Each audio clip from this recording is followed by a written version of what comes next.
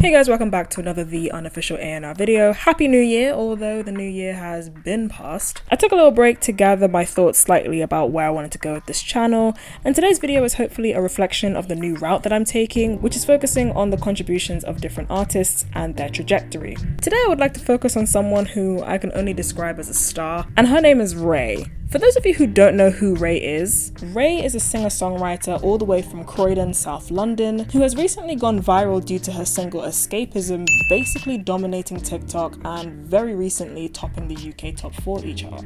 Now, in an era where industry plants are frequently discussed and becoming the prevailing topic of discussion when it comes to music and new artists and fresh talent, the very speedy rise of escapism undoubtedly has a lot of people wondering who Raye is and where did she come from. However, Raye is not in the industry plant topic whatsoever.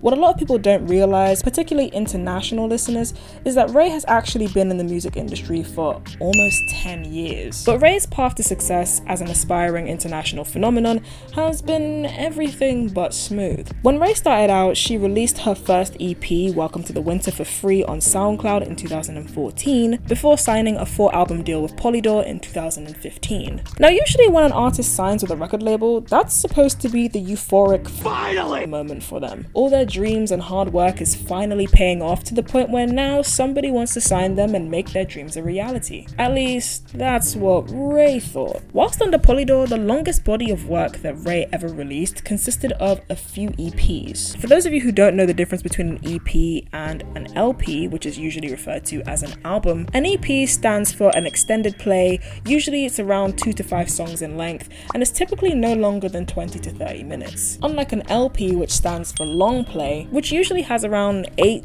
10, maybe even 20 tracks on it, and if it's deluxe then even more tracks could be on there, and they have a much longer listening time. Usually with EPs, record labels get their newly signed artists to release this instead of an LP to get a general feel for the type of audience an artist could attract, if any audience at all, and to use it as a projection for whether or not the artist is likely to sell a good amount of records if they were to put an LP out. EPs can also be used for already established artists in between the release of albums. Unfortunately for Raye though, this 4-album deal would end up being a no album deal, as Raye only ever released EPs, a handful of solo singles, a bunch of singles to which she was a featured artist, and let's not even get into how many songs she's written for other people, Beyonce and John Legend included. It's very clear now that whilst under Polydor, Raye was treated like a singer-songwriter without the singer. Raye has a fantastic pen game, and she's responsible for some huge dance hits in the UK and Europe. And I must admit, despite being able to appreciate how good Raye is at making dance music,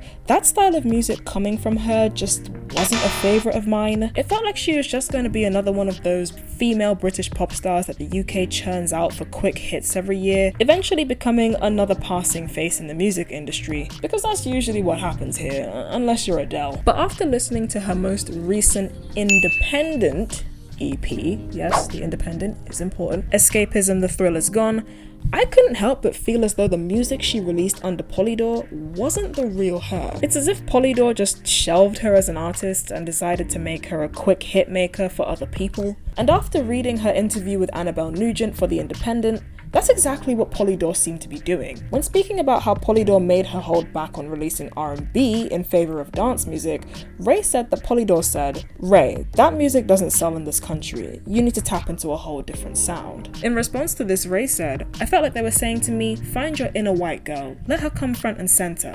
Ladies and gents, that is how a record label can break you, especially if they decide that you're just not worth putting the money into. But if you have a star in your hands, then just like a huge belly and an extremely tight pair of pants, eventually the buttons are just gonna fly off them shits, and the real you has to be revealed." That's exactly what Raye has done here with her latest EP. Escapism is a phenomenal EP and really shows the range that Raye has as an artist and how authentic she is. The title track Escapism is a moody R&B hip-hop track which I can only describe as an experience, taking you through a roller coaster of emotions following a bad breakup and the lengths one will go in order to ignore that feeling. The placement of Shake on here is just genius, and to be honest, genius is just the word for the song. The Thrill Is Gone is a chirpy doo-wop anthem, Black Mascara is a very simple yet effective tropical house bop, and Hard Out Here, Arguably, my favorite song of the EP is an angsty Red Hot Chili Peppers sampling hip-hop fuck you to Polydor. Let me just get into some of my favorite lyrics. All the white men CEOs, fuck your privilege, get your pink chubby hands off my mouth, fuck you think this is? I've been too nice, triple the price, pay me the whole bag. These motherfuckers cheating on me, am I a wag? Never again. Absolutely shitted on Polydor. This EP is nothing short of amazing, and she's still got more coming in February. She's still got more, you know. Honestly, I've watched a lot of interviews from Raye, read a lot of her interviews, and she's always saying that for her, it's not about being a huge pop star, that she loves music with all her heart, and she feels like she was genuinely born to do this. However, with Escapism consistently trending, Raye's fan base slowly but surely growing, the quality of her music being so high, her artistry being so raw and unfiltered, her passion for her art, her open personality, it essentially makes her the full package. All I'm saying is,